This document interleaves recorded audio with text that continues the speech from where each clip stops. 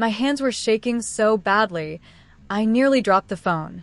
There they were, my boyfriend Ethan and my best friend Sophie, kissing in the parking lot outside the restaurant where he told me he was working late. And the worst part? She was wearing the necklace I cried to him about wanting for my birthday. That was the exact moment I realized two people I trusted more than anyone had been laughing behind my back for months. But what they didn't know was that I already had the screenshots, and by the end of that week, their entire lives would collapse. If you've ever been betrayed by someone you trusted with your whole heart, subscribe right now because this revenge story gets absolutely brutal. And trust me, karma hit harder than either of them could have imagined. My name is Olivia, and until 6 months ago, I thought I had the perfect life. I'd been dating Ethan for almost 4 years. He was charming in that dangerous kind of way. The type of guy who could smile at a stranger and instantly make them feel important. My friends loved him. My parents loved him. Honestly, I loved him so much that I ignored every red flag waving directly in my face. And Sophie? She'd been my best friend since college. She knew everything about me. Every insecurity. Every childhood trauma. Every dream I had about marrying Ethan someday. The three of us were inseparable. Movie nights. Weekend trips. Double inside jokes. The kind of friendship people envy online.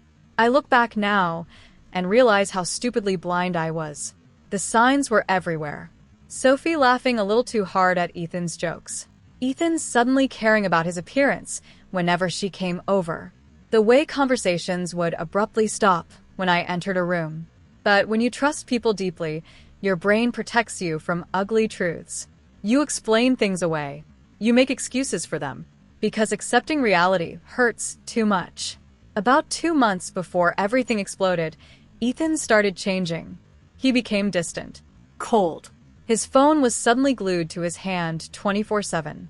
If I walked near him while he was texting, he'd angle the screen away so fast it looked rehearsed. One night I rolled over in bed and quietly asked, "Are we okay?" He sighed dramatically, like I was exhausting him. "Olivia, not everything is a problem. You're overthinking again." Again, that word crushed me, because suddenly I felt crazy for noticing the emotional distance. Crazy for feeling unwanted. Crazy for sensing something was wrong. And Sophie? She played the supportive best friend perfectly. "Oh my God, Liv, men get weird sometimes," she'd say while rubbing my shoulder. "Don't sabotage your relationship by being paranoid." Paranoid. Funny word coming from the woman sleeping with my boyfriend. The night I found out started so normally, it makes me sick. Ethan texted me saying he had to stay late at work because of some emergency meeting. I remember staring at the message while eating takeout alone on my couch. My apartment felt painfully quiet. Empty. Then Sophie texted me 20 minutes later saying she couldn't make our girls' night because she wasn't feeling well. At the time, I actually felt bad for her. I even offered to bring soup. She said no, because apparently she was too busy hooking up with my boyfriend.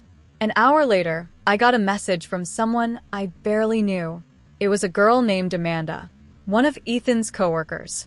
The text only said, "You deserve to know the truth." Underneath, it was a photo. I still remember the physical sensation. My stomach dropped so violently it felt like the floor disappeared beneath me. Ethan and Sophie were sitting together at a restaurant downtown. His hand on her thigh, her head leaning against his shoulder. Intimate. Comfortable. Not new. I called Ethan immediately. No answer. Then Sophie. Straight to voicemail. My chest tightened so hard I couldn't breathe properly. I grabbed my keys and drove to the restaurant myself. And that's when I saw them kissing outside. Like I never existed. Like all the years I spent loving them meant absolutely nothing. I sat frozen in my car while rain slammed against the windshield. My entire body felt numb except for this burning pressure behind my eyes. I wanted to scream, cry, throw up. But then something strange happened. The sadness slowly transformed into clarity. Cold clarity. Because in that moment, I realized something important. If they could lie to me this effortlessly, then they didn't deserve mercy. Over the next few days, I became someone I barely recognized. Calm. Quiet. Observant. Ethan came home pretending everything was normal, kissing my forehead while I cooked dinner. Sophie still texted me fake supportive messages with heart emojis. And every single time they lied to my face, I collected evidence. Screenshots, receipts, photos. Amanda helped me more than I expected. Apparently, Ethan had been bragging at work about juggling 2 women at once. That sentence alone made my skin crawl. But I stayed patient, because revenge rushed is revenge ruined. Then I discovered the final piece that changed everything. Ethan was planning to propose to me, not because he loved me, because my parents were helping us buy a house. He was literally using me financially while sleeping with my best friend behind my back. That broke something inside me permanently. So I made a plan. Ethan's birthday party was 3 weeks away. Huge event. Friends, family, coworkers, everyone would be there. And Sophie was helping organize it. Perfect. The night of the party, the apartment glowed with warm lights and fake happiness. Music played. People laughed. Ethan walked around acting like boyfriend of the year, while Sophie clung to my side pretending to be my loyal best friend. I smiled through all of it. That confused them, because guilty people expect emotional reactions. They never expect patience. Finally, Ethan stood in the middle of the room raising his drink. To Olivia, he said with that fake charming smile, "The love of my life." People applauded. I almost laughed. Instead, I calmly picked up the remote connected to the TV behind him.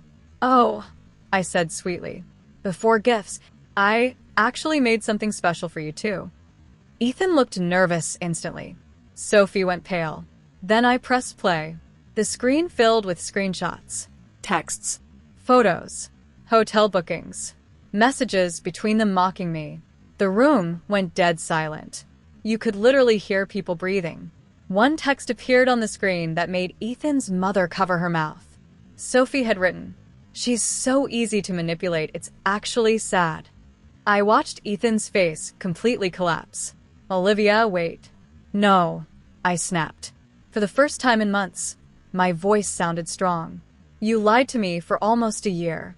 Both of you sat in my apartment, ate my food, listened to me cry about my failing relationship, while secretly destroying it yourselves." Sophie started crying instantly. Real tears this time, not fake sympathy. Ethan tried grabbing my arm, whispering, "Please don't do this here." And honestly, that was my favorite part, because humiliation only mattered once they became the victims. I stepped back and looked directly at Sophie. "You didn't steal my boyfriend," I said quietly. "You stole a liar. Congratulations." Nobody defended them. Nobody. Friends walked out. Ethan's coworkers looked disgusted. His mother was crying. Sophie couldn't even look anyone in the eye. And then came the final blow. I smiled and pulled an envelope from my purse. "I also canceled the house agreement," I told Ethan. "So good luck paying for everything without my family's help." The look on his face? Pure panic. That was the moment he realized he hadn't just lost me. He'd lost the future he was using me for. I walked out of that apartment lighter than I'd felt in years. Not because revenge fixed everything. It didn't. Betrayal leaves scars. But for the first time in a long time, I finally respected myself more than I loved people who hurt me. And honestly, that changed my entire life. So, yeah, if someone betrays you, remember this. The most dangerous thing you can do is stay calm long enough to let the truth destroy them for you. If this story shocked you, hit like, subscribe, and tell me in the comments, what's the worst betrayal you've ever witnessed?